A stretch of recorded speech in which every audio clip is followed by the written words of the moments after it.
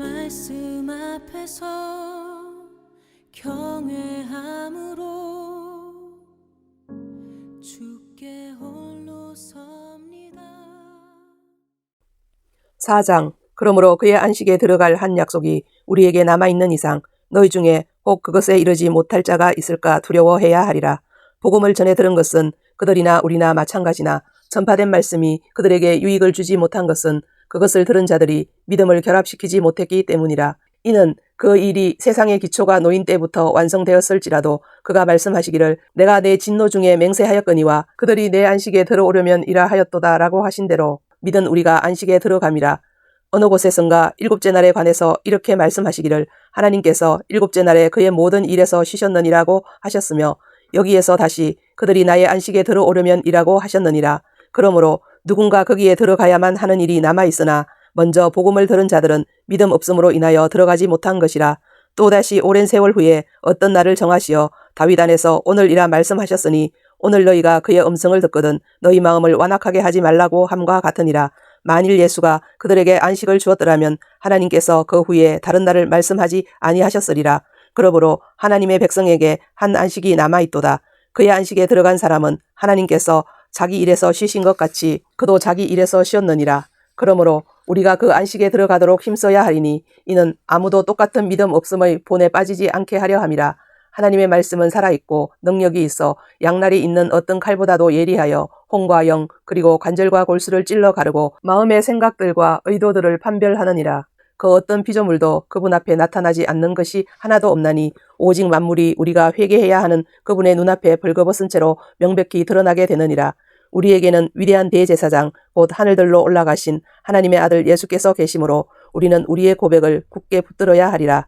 이는 우리의 대제사장은 우리의 연약함을 동정할 수 없는 분이 아니요 모든 점에서 우리와 마찬가지로 시험을 받으셨지만 죄는 없으신 분이기 때문이라.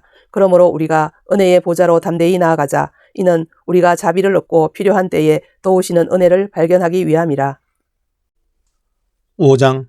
사람들 중에서 택함을 받은 대제사장마다 사람들을 위하여 임명을 받아 하나님께 속한 일들을 하게 되나니 이는 그로 예물과 속죄를 위한 희생제물을 드리게 하려는 것이라. 그가 무지한 자들과 길에서 벗어난 자들에 대해서도 동정할 수 있는 것은 그도 또한 연약함으로 쌓여 있음이라. 이런 까닭에 그가 백성을 위한 것과 마찬가지로 자신을 위해서도 속죄제를 드리는 것이 마땅하도다. 이런 존귀는 아무나 스스로 취하는 것이 아니라 아론과 같이 하나님께 부르심을 입은 자라야 하느니라. 이와 같이 그리스도께서도 대제사장이 되시려고 스스로 영화롭게 하지 않으셨고 오직 그에게 너는 내 아들이라 오늘 내가 너를 낳았도다라고 말씀하신 분께서 하셨느니라. 또 그가 다른 곳에서도 말씀하시기를 너는 멜키세덱의 계열에 따른 영원한 제사장이라고 하셨느니라. 그는 육체로 계시는 날들 동안 자기를 사망에서 구원하실 수 있는 분께 심한 통곡과 눈물로 기도와 간구를 드렸고 하나님께서는 그의 두려워하심을 인하여 들으셨느니라. 그가 아들이면서도 고난받는 일들로 순종을 배워서 온전하게 되심으로 자기에게 순종하는 모든 사람에게 영원한 구원의 근원이 되셨고 하나님께는 멜키세덱의 계열에 따른 대제사장으로 칭함을 받았느니라. 멜키세덱에 관해서는 우리가 할 말이 많아도 너희가 듣는 것이 두나무로 설명하기 어렵도다. 그때로 보면 너희가 마땅히 선생들이 되었어야 할 터인데 이제 다시 하나님의 말씀의 기초 원리들이 무엇인지를 누군가가 너희에게 가르쳐 줘야 하니 젖이 필요한 사람들이지 단단한 음식을 필요로 하는 사람들은 되지 못하는도다. 젖을 사용하는 자는 누구나 의의 말씀에 능숙하지 못하나니 이는 그가 악이기 때문이요 단단한 음식은 장성한 사람들의 것이니 그들은 그 말씀을 사용함으로 감각들을 단련하여 선악을 분별하는 사람들이라.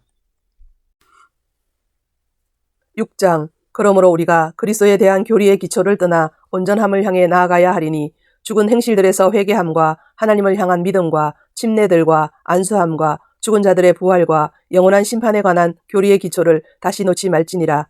실로 하나님께서 허락하시면 우리가 이것을 하리라. 한번 깨우침을 받고 하늘의 선물을 맛보며 성령의 동참자가 되고 하나님의 선한 말씀과 오는 세상의 능력을 맛본 자들이 만약 떨어져 나간다면 다시 새롭게 하여 회개시킬 수 없나니 이는 그들이 스스로 하나님의 아들을 다시 십자가에 못 박아 공개적으로 조롱함이라. 이는 땅이 그 위에 자주 내리는 비를 흡수하여 밭가는 자들에게 적합한 농작물을 내면 하나님께 복을 받으나 만일 가시와 은건키를 내면 버림을 당하고 저주함에 가까워서 그 마지막은 불사름이 되기 때문이라.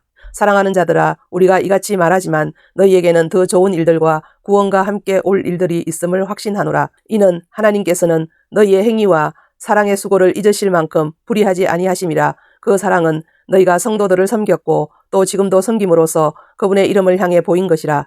우리는 너희 각자가 끝까지 소망의 온전한 확신을 향하여 같은 부지런함을 보여주기를 바라노니, 이는 너희가 게으른 자가 되지 아니하고 믿음과 인내를 통하여 그 약속들을 유업으로 받는 사람들을 따르는 자들이 되게 하려는 것이라. 하나님께서 아브라함에게 약속하실 때에 두고 맹세할 리가 자기보다 더 큰 자가 없으므로 자신을 두고 맹세하며 말씀하시기를 반드시 내가 너를 복주고 복주며 또 번성케 하고 번성케 하리라 하셨더니 그가 그처럼 끈기 있게 견딘 후에 그 약속을 받았느니라.